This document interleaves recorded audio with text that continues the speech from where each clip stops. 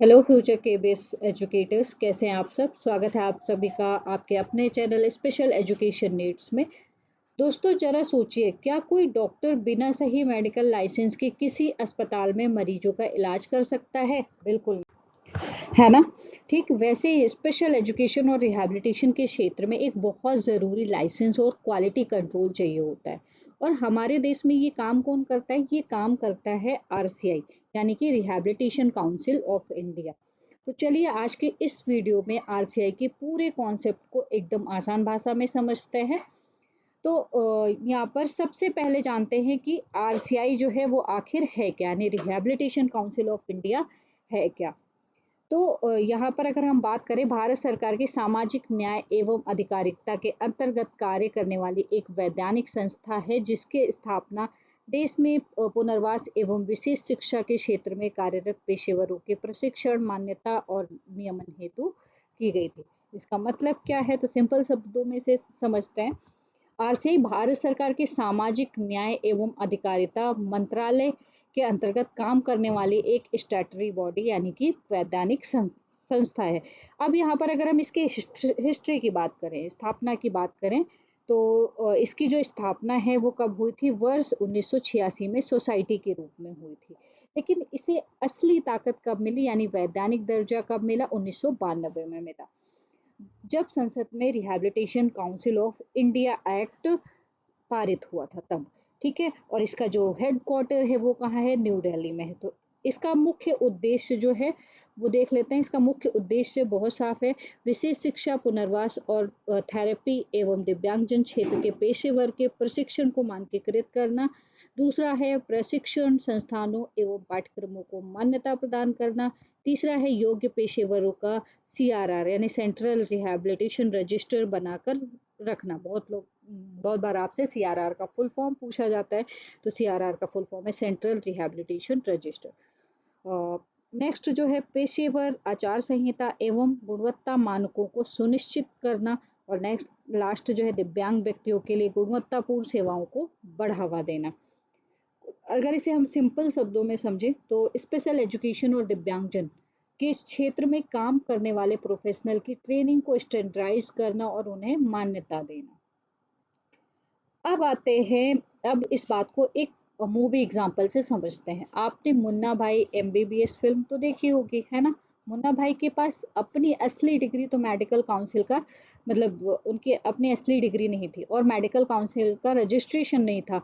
इसलिए वो लीगल तरीके से डॉक्टर नहीं बन पाए, भले ही वो लोगों को जादू की झप्पी देता था। स्पेशल एजुकेशन में भी बिल्कुल ऐसा ही होता है। मान लीजिए आपने कहीं से स्पेशल एजुकेशन का कोर्स कर लिया, लेकिन अगर वो कोर्स आरसीआई की मान्यता से मान्यता प्राप्त नहीं है और आपका नाम सीआरआर, यानी सेंट्रल रिहैबिलिटेशन रजिस्टर में दर्ज नहीं है, तो आप स्पेशल एजुकेशन के मुन्ना भाई ही कहलाएंगे। बिना सीआरआर रजिस्ट्रेशन के आप किसी भी सरकारी या प्राइवेट संस्था जैसे केबीएस स्पेशल एजुकेटर के तौर पर आप प्रैक्टिस नहीं कर सकते हैं। ठीक है। अब बात करते हैं यहाँ पर आरसीआई के मुख्य कार्य की। तो आरसीआई के मुख्य कार्य बुलेट पॉइंट में यहाँ पर दिए गए हैं, एक एक करके उनको हम देख लेते हैं। तो सबसे पहला जो है वो क्या है? सेंट्रल रिहैबिलिटेशन रजिस्टर, यानी सीआरआर।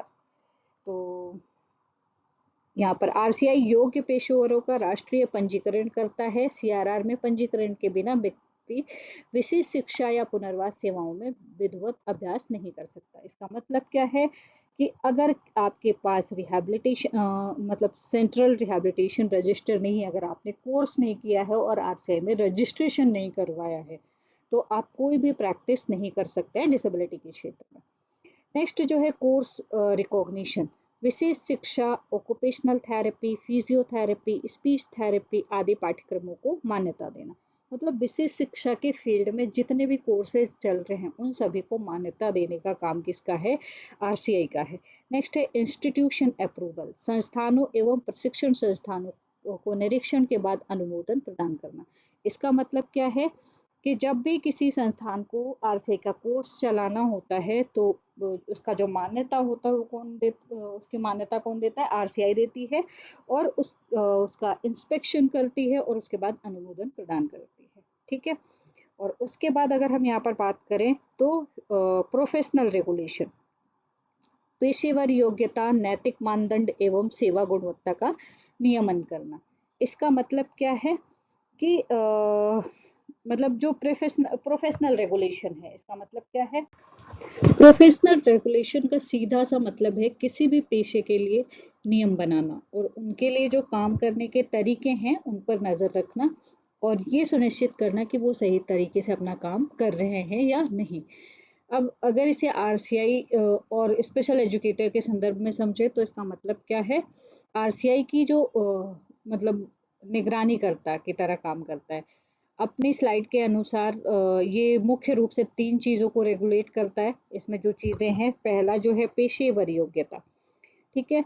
यानी प्रोफेशनल कॉम्पिटेंसी, ये सुनिश्चित करना कि जो व्यक्ति स्पेशल एजुकेटर या थेरेपिस्ट बन रहा है, उसके पास सही डिग्री, ट्रेनिंग, ज्ञान हो। कोई भी बिना सही पढ़ाई के इस फील्ड में ना आ जाए। और दूसरा जो है नैतिक मानदंड यानी कि कोड ऑफ एथिक्स, काम करते समय ईमानदारी और नैतिकता बनाए रखना, जैसे बच्चों के साथ सही व्यवहार करना, माता पिता को गुमराह न करना और अपनी जिम्मेदारी को समझना।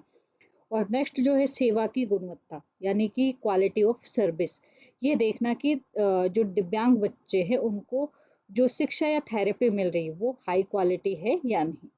तो इसे एक आसान उदाहरण के साथ समझ लेते हैं। आप इसे क्रिकेट के मैदान में अंपायर से समझ सकते हैं। अंपायर खुद मैच नहीं खेलता ना, लेकिन वो पूरे मैच को रेगुलेट करता है।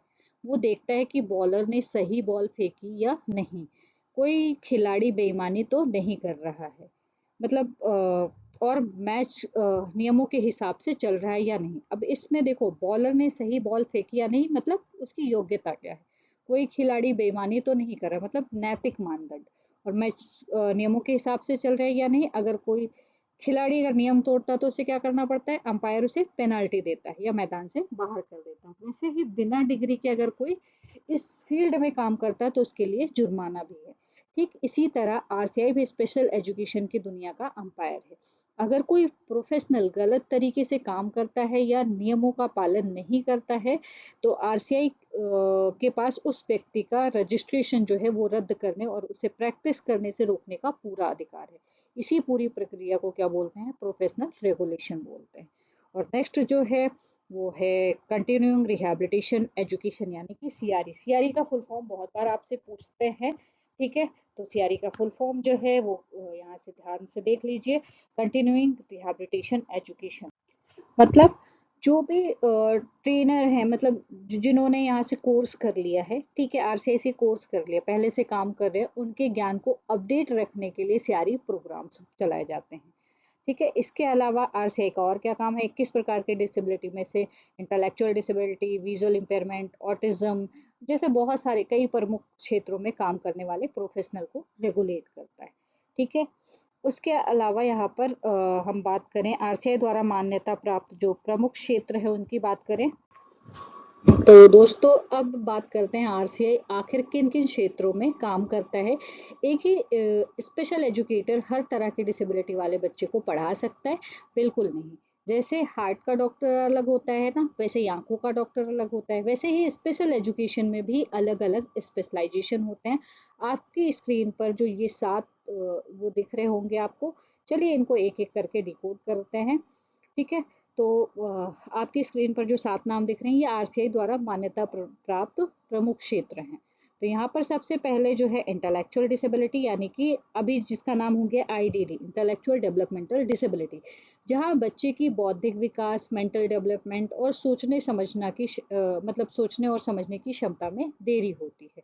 दूसरा जो है हियरिंग इम्पेयरमेंट, जो बच्चे देख नहीं सकते या उन्हें आंशिक रूप से दिखाई नहीं देता, उनके स्पेशल एजुकेटर उनके क्षेत्र में काम करता है। नेक्स्ट है विजुअल इम्पेयरमेंट, जो बच्चे विजुअल इम्पेयरमेंट में जो बच्चे देख नहीं सकते या जिन्हें आंशिक रूप से दिखाई देता है, वो दृष्टिबाधित के क्षेत्र में आते हैं और उनको पढ़ाने के लिए जो प्रोफेशनल होते हैं वो अलग होते हैं। नेक्स्ट है ऑटिज्म, एएसडी यानी कि ऑटिज्म स्पेक्ट्रम डिसऑर्डर। इस स्थिति में बच्चा अपनी बात कहने और दूसरों के साथ घुलने मिलने में मतलब बच्चे को यानी सोशल इंटरेक्शन और कम्युनिकेशन में बच्चे को प्रॉब्लम्स होती हैं बहुत ज़्यादा। तो ऐसे बच्चे को पढ़ाने के लिए अलग प्रोफेशनल होते हैं। नेक्स्ट है स्पेसिफिक लर्निंग डिसेबिलिटी यानी कि एसएलडी, जहाँ बच्चे का दिमाग नॉर्मल होता है लेकिन उसे पढ़ने लिखने या गणित समझने में परेशानी होती है। ऐसे प्रोफेशनल भी होते हैं। नेक्स्ट है CP, मल्टीपल डिसेबिलिटी। ठीक है, मल्टीपल डिसेबिलिटी में क्या होता है, एक ही बच्चे में एक से ज़्यादा डिसेबिलिटी मौजूद होती हैं, उनको पढ़ाने के लिए अलग प्रोफेशनल्स होते हैं। और नेक्स्ट है लास्ट जो आपका है CP यानी कि सेरेब्रल पाल्सी। ये मस्तिष्क के नुकसान के कारण होता है, जिसमें शरीर की मूवमेंट और तालमेल में दिक्कत आती है। इनके लिए भी प्रोफेशनल्स होते हैं। तो ये चीज़ आपको समझ में आ गई। चलिए आगे बढ़ते हैं और चलिए एक सिचुएशन बेस्ड क्वेश्चन का जवाब भी देते जाइए आप। एक इसको क्वेश्चन है आपका। मान लीजिए कि आपने इंटेलेक्चुअल डिसेबिलिटी में अपना कोर्स किया है। आपकी क्लास में एक ऐसा बच्चा है जिसे हियरिंग इम्पेयरमेंट है। एक स्पेशल एजुकेटर के तौर पर आप उसे कैसे हैंडल करेंगे? अब यहाँ पर आप मुझे कमेंट सेक्शन में इसका आंसर भी दे सकते हैं।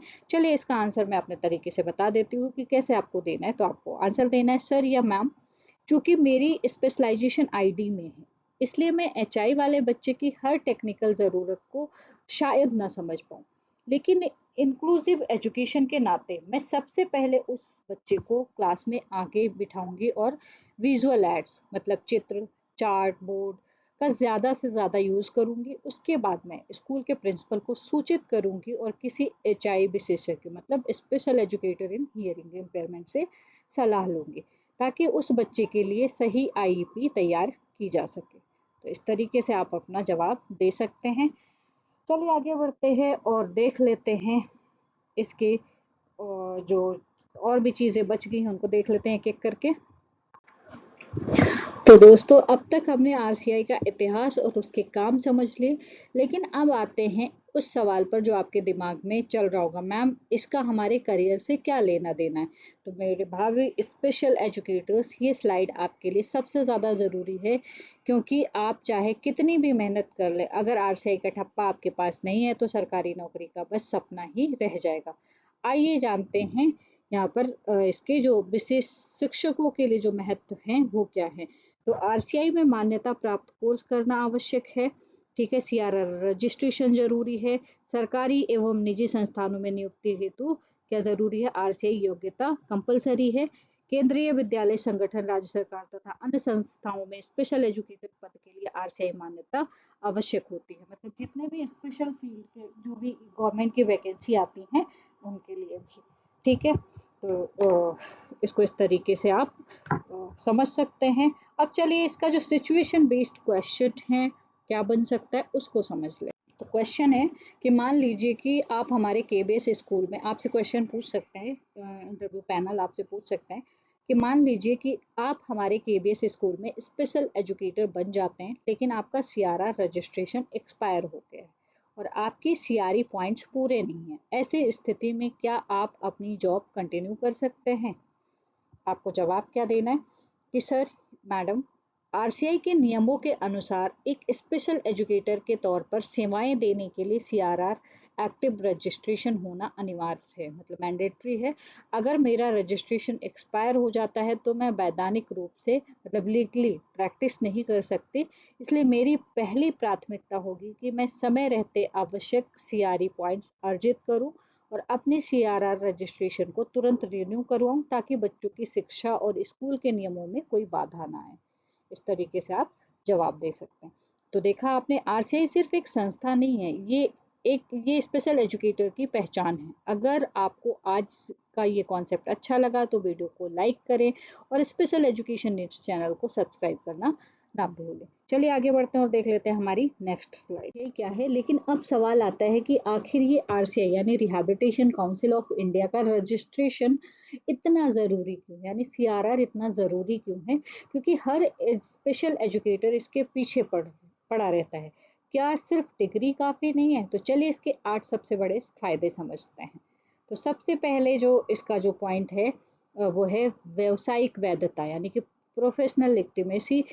RCI पंजीकरण से व्यवसायिक की शैक्षणिक योग्यता और व्यवसायिक क्षमता की आधिकारिक मान्यता मिलती है। इसका मतलब क्या है कि आपकी डिग्री को कानूनी ताकत देता है। बिना इसके आपकी पढ़ाई सिर्फ कागज का टुकड़ा है। दूसरा जो है रोजगार के अवसर। भारत में विशेष शिक्षा और पुनर्वास के क्षेत्र में सरकार नौकरियों तथा मान्यता प्राप्त संस्थानों के कार्य करने के लिए आरसीआई पंजीकरण अनिवार्य है। अगर आपको केबीएस, DSSB या किसी भी सरकारी स्कूल में स्पेशल एजुकेटर बनना है तो उसके लिए आरसीआई नंबर आपके आधार कार्ड की तरह ज़रूरी है। और किसी प्राइवेट संस्थान में भी अगर आपको जॉब करनी है तो सीआरआर सर्टिफिकेट बहुत ज़्यादा ज़रूरी है। तीसरा जो है, गुणवत्ता और मानकों को सुनिश्चित करना, यानी कि यहाँ पर लीगल प्रोटेक्शन की बात करी है। ये आपको एक पहचान देता है। यहाँ पर आरसीआई पंजीकरण ये सुनिश्चित करता है कि पेशेवर निर्धारित शैक्षणिक, नैतिक और व्यावसायिक मानकों का पालन करें।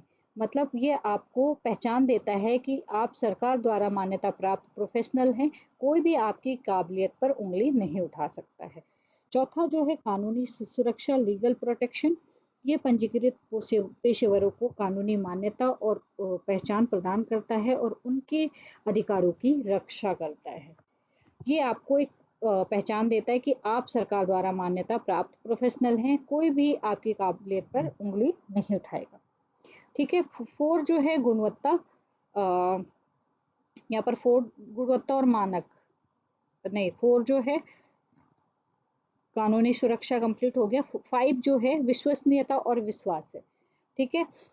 पंजीकृत पेशेवरों के प्रति छात्रों, अभिभावकों, संस्थानों और समाज में विश्वास और सम्मान बढ़ना। ठीक है। इससे क्या होता है, आपकी रिलायबिलिटी जो होती है, जैसे मतलब आपकी डिग्री की रिलायबिलिटी रहती है, कि आप आरसीआई रजिस्टर्ड हैं तो छात्र, अभिभावक और समाज में आपके प्रति विश्वास और सम्मान अपने आप बढ़ जाता है। पॉइंट 6 जो है, पेशेवर विकास को प्रोत्साहन। आरसीआई समय समय पर सतत शिक्षा कार्यक्रम, कार्यशालाएं, अपडेट मतलब अप टू डेट प्रदान करता है, जिससे जो प्रोफेशनल होते हैं उनका ज्ञान और कौशल विकसित होता है। ठीक है। मतलब आरसीआई आपको आउटडेटेड नहीं होने देता, ये समय समय पर सीआरई का कार्यक्रम करवाता है, वर्कशॉप और अपडेट्स देता है, जिससे आपका ज्ञान और आपकी स्किल्स हमेशा तेज रहती हैं। ठीक है। उसके अलावा यहाँ पर हम बात करें तो अनैतिक कृत्यों पर नियंत्रण, यानी आरसीआई पंजीकृत पेशेवर के आचरण की निगरानी करता है और अनैतिक कृत्यों पर कार्रवाई करता है, जिससे पेशे की गरिमा जो है वो हमेशा बनी रहे, करियर में उन्नति भी मिलती है। आरसीआई पंजीकरण उच्च शिक्षा, उसके अलावा पदोन्नति, वेतन में वृद्धि और अन्य पेशेवर लाभों के लिए भी सहायक होता है। अब यहाँ पर क्वेश्चन बन सकता है, आपसे पैनल क्वेश्चन पूछ सकता है, मान लीजिए आप पिछले 5 साल से केबीएस में स्पेशल एजुकेटर हैं, आप बहुत अच्छा पढ़ाते हैं, लेकिन इतने सालों में कोई सेमिनार या ट्रेनिंग अटेंड नहीं किया, मतलब कोई ट्रेनिंग आपने अटेंड नहीं की है। क्या एक स्पेशल एजुकेटर के तौर पर आपका ये रवैया सही है? आपको जवाब क्या देना है, नहीं सर या मैडम, ये रवैया बिल्कुल सही नहीं है। आरसीआई के जो दिशा निर्देश हैं उसके अनुसार हमें अपने प्रोफेशनल डेवलपमेंट के तहत खुद को अपडेट रखना होता है, इसलिए मुझे नियमित रूप से सीआरई पॉइंट्स इकट्ठे करने होंगे। अगर मैं ऐसा नहीं करती तो मेरा ज्ञान समय के साथ पुराना हो जाएगा और आरसीआई रजिस्ट्रेशन भी रिन्यू नहीं होगा, जो कि बच्चों की शिक्षा गुणवत्ता के साथ समझौता होगा।